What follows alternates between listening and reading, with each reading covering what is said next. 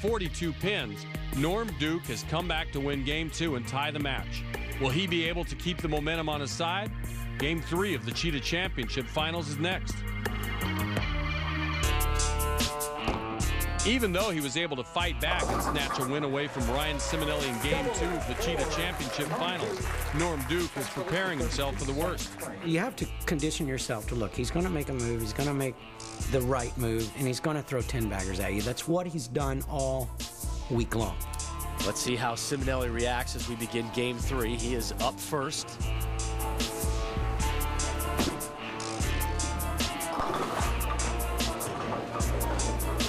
When you can really feel or get a sense that the momentum's really starting to swing towards the Norm Duke camp.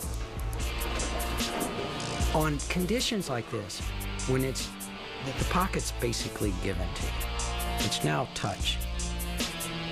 Now you know your odds of strike is a lot better. So I kept telling myself, if you can stay in it to the 10th, stay in it with this kid to the 10th. Just stay in it. Give me a shot, and I think I can do it. Ciminelli, an open frame 8 in the first. Here's Duke's opening offer in Game 3. Drop and give me 10. Norm would strike again in the second for the double.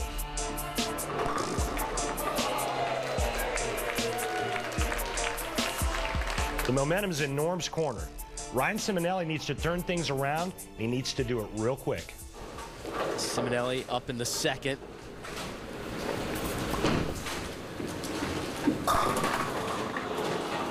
I think we're just going to have audio re-rack. He leaves the 7. We just kind of hit a button. Good idea. Keep playing it. Ciminelli's next frame wouldn't be much better. This time he left the 10 pin.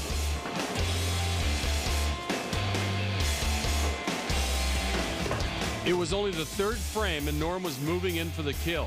But surprisingly, the Hall of Famer made a rookie mistake. I picked the wrong ball up on a double, threw it, thought it was perfect, left a 10 pin, came back and went, oh boy, I just picked up the wrong ball. I threw the wrong ball.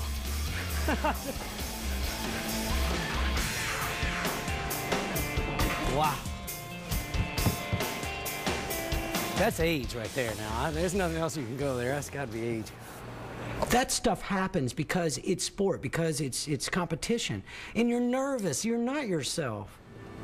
That would be the last mistake Norm would make in the game and the match. The Hall of Famer went on a tear.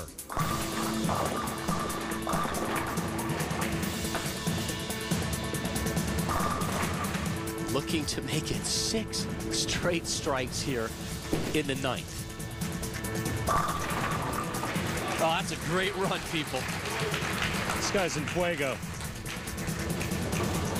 Game 3 would go to Norm, 257 to 213. It was to the point where I was really trying to make perfect shots. And when you're at that point, bowling against someone of his caliber with the look he had, you know, you kind of know what's going to happen. As hard as he tried in Game 4, Ciminelli simply could not beat the left lane. No matter how many different balls he threw, Norm prevailed 236 to 190. He finally started changing balls in the left lane, and at that point, I knew that will be the death of him. All I could do was hope that that carry down went away, and my ball started breaking a little bit harder at the point. I tried 4 different balls, I believe, both of the naturals, which I was going back and forth between, and I have a rising and a lunatic. Dead, because he had no experience with those bowling balls in this house, had none. It's like he's going to virgin territory.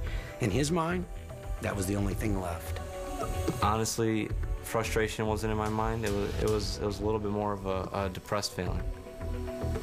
You know, you come that far, and then making good shots and trying different things, nothing can work. You know, it's just a helpless feeling. In what would be the 5th and final game, Norm shifted into high gear, unleashing a 6-bagger and a final score of 258.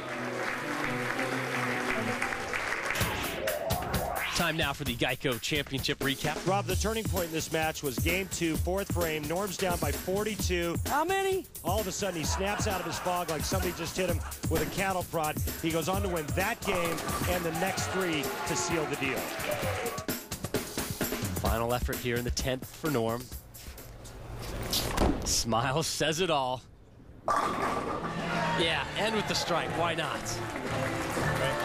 Great ball. Be proud of yourself, man. That left lane rack. Thank you. That left lane rack just gave you a couple more hurdles. That's it. When I went up to congratulate him, he started telling me in my ear that I had nothing to be ashamed of. Oh, you've been beating people in this place for 5 days in a row. I want you to remember that, not the second place. Remember what you've done. Thank you. You should be very proud. I'm proud of you. I was speechless. It was definitely heart-stopping. I want to say that Ryan Ciminelli has done one terrific job representing himself. He's going to get out of this tour qualifying rounds, and he's going to be exempt very, very soon. We're looking forward to having him because of the class that he carries every day to the lanes. We appreciate that. I think Ryan Ciminelli's a real deal. Remember, he led the TQR, he led qualifying, and he finished second to one of the greatest players that's ever lived in Norm Duke, and only because he had really bad pin carry, especially on the left lane. I think the future's really bright for Ryan Ciminelli. I definitely want to be back next tournament in the finals, so yeah, I'm ready. For Norm Duke, title number 33 couldn't have been sweeter. All right, hold on a minute. Got to love on the girls. Oh boy, I can't. Say hi to my family. I can't tell you how how few opportunities that athletes have to make their family as proud as what I know they are. I'm a happy, happy man because of that. I mean, I'm happy that my wife is watching the television show at home with my son, and I'm happy that they're rooting and they're jumping around in the living room. And it's a different feeling when your mom is sitting there so nervous for you that she can't even unfold her hands for 3 days. And you went far. Thank you, God. Thank you, God. Norm Duke is a grateful champion, but his win here is well earned. As you've seen, the road to a PBA title is much more than several games on television. It is a demanding physical test, and even more grueling mentally. But the world's best players compete under these conditions week in and week out. And it all starts again in just a couple of days here at the PBA World Series of Bowling. Join us next Sunday here at Thunder Bowl Lanes to see the final